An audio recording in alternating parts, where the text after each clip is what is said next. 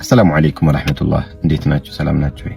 እስካሁን ደግሞ ሁለተኛ የማልቀበለው صحيح ተብሎ የመጣ ሐዲስ ሼር ላርጋችሁ። ምን ይላል? إذا كان يوم القيامة دفع الله لكل مسلم يهوديا أو نصرانيا أو مشركا فيقول له هذا فداؤك من النار أو هذا فكاكك من النار.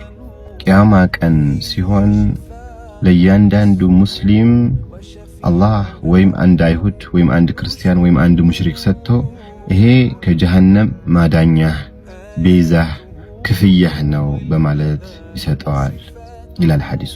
ይሄ صحيح ተብሎ የመጣ ሐዲስ ነው። ሙስሊምም ኢብኑ ማጃም ኢማም አህመድም የዘገቡት ሐዲስ ነው።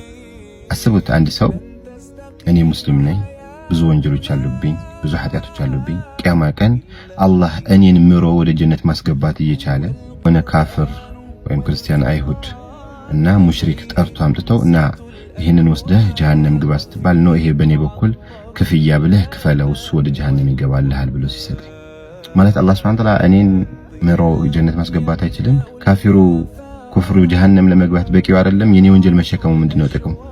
የኔን ወንጀል ቢሸከምም ባይሸከምም ይሄ ሰው ካፈር በመሆኑ ጀሃነም መግባቱ አይቀርም። አላህ Subhanahu Wa Ta'ala ደግሞ እኔን ወንጀሌን በሙሉ ምሮ አብሶ ጀነት ማስገባትም ይችላል። ባህሪውም እንደዛ ነው። የኔ የሰራሁት የገደልኩት የዘረፍኩት ያምታታሁት ያጨበረበርኩትን ወንጀሎች በሙሉ አምጥቶ እዛ ላይ የሚጭንበት ምክንያት ምንድነው?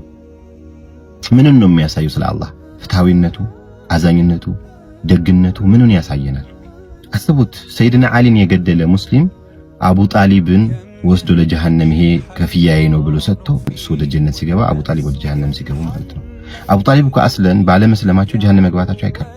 ግን ሰይድና አሊን የገደለ ሁሴይንን የገደለ እነዚህ ሰሃቦችን ሲጨፈጭፍ የነበረ ሰው በአሁን ዘመንም በየትኛውም ዘመንም በወንጀል ሲተራመስ የነበረ ግለሰብ መጥቶ ይኸው አንድ ካፍር ወይም አንድ ክርስቲያን አንድ አይሁድ አንድ ሙሽሪክ ከፍያለሁ በእኔ ምትክሱ ጀሃነም ይገባል እኔ ቀጥ ብዬ ጀነት እገባለሁ ብሎ ሲገባ እንደዚህ አይነት ሐዲስ ነው እንድቀበል የምትፈልጉት?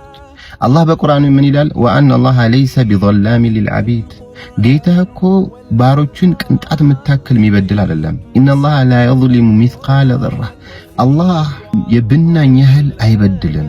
ያ ማለት ምን ማለት ነው? ከሰራሁት ኸይር ስራም ቅንጣት ምታክል አያጎድልብኝም። ያልሰራሁት መጥፎ ስራም በማንም ላይ በሙስሊሙም በካፍር ላይ ያልሰራው ያልገደለውን የሆነ ሙስሊም ገድሎ ነበር በቃ የሱ የገደለው ግድያ ለእከሌ ክርስቲያን ለእከሌ አይሁድ ለእከሌ ሙሽሪክ ይጫንበት። ይሄ ነው صحيح ሐዲስ። ከቁርአን ጋር አይጋጭም። አንተ ነህ የተጋጨው። ያ ጀማዓ እንደዚህ አይደለም። ቁርአን እርዳታ አይፈልግም። ቁርአን አጋዥ አይፈልግም። ቁርአን ማብራሪያ አይፈልግም። ድጋፍ አይፈልግም። አይደለም ተቃርኖ መጥቶ ዲን ብለን ልንቀበለው ይቀርና ቁርአንን አጋዥ ነው ተብሎ የምንቀበለው ምን መጽሐፍ የለም። የቁርአን ማብራሪያ ነው ተብሎ የሚሰጥ ምን መጽሐፍ የለም። ከአላህ በላይ አረብኛ ችሎ ይበልጥ የአላህን አረብኛ የሚያብራራልንም ደፋር ሰው የለም። የአላህ አረብኛ ግልጽ ስላልሆነ የኔ አረብኛ ግልጽ ስለሆነ የአላህን አረብኛ ወደኔ አረብኛ ልቀይርላችሁ እንዲገባችሁ የብሎ ደፍሮ የሚናገር ሰው የለም። ስለዚህ አስቡት፣ አላህ Subhanahu Wa Ta'ala ቂያማ ቀን ለአንድ ሙስሊም ቀጥታ ዝም ብሎ ጀነት ማስገባት እየቻለ ካፊሩ ደግሞ በራሱ ጊዜ ጀሃነም መግባቱ ላይ ቀር ሙስሊሙ የሰራውን ወንጀል በሙሉ አምጥቶ ካፊሩ ላይ ይጭንበታል። ወይም ደግሞ ሙስሊሙን ምን ይለዋል? ላጠፋው ጥፋት ለሰራው ወንጀል በሙሉ ይኸው ይሄንን አንድ ክርስቲያን አንድ አይሁድ አንድ ሙሽሪክ ለጀሃነም ዘበኞች ከፍለህ ከጀሃነም ዳን። አስቡት ነብዩላህ ዩሱፍ ምን እንዳሉ ስሙ። ቢንያሚን ወንድማቸው እንደሰረቀ አስመስለው ሊያስቀሩት ሲፈልጉ ትላልቆቹ ወንድሞቻቸው ደንግጠው በቃ እሺ በጣም ሽማግሌ አባት ስላለው እቤት እንዳይደነግጥ በሱ ምትክ እኛን ያዘን እሱን ልቀቀው ሲሉት መዓዘላህ አለ። አላህ ይጠብቀን።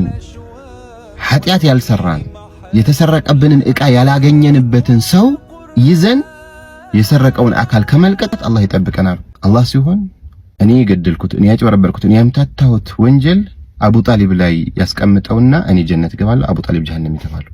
ያ አኺ ኢነ ፊ ዛሊከ ለአያት ለቀውም ያዕቂሉን። ለማያስተነትን ቁርአን የተወረደው ለማያስተነትን ሰው ቁርአን ያልወረደው። ፕሊስ አሁንም ወደ ቁርአን እንመለስ። ሰላም አለይኩም ወራህመቱላሂ ወበረካቱሁ።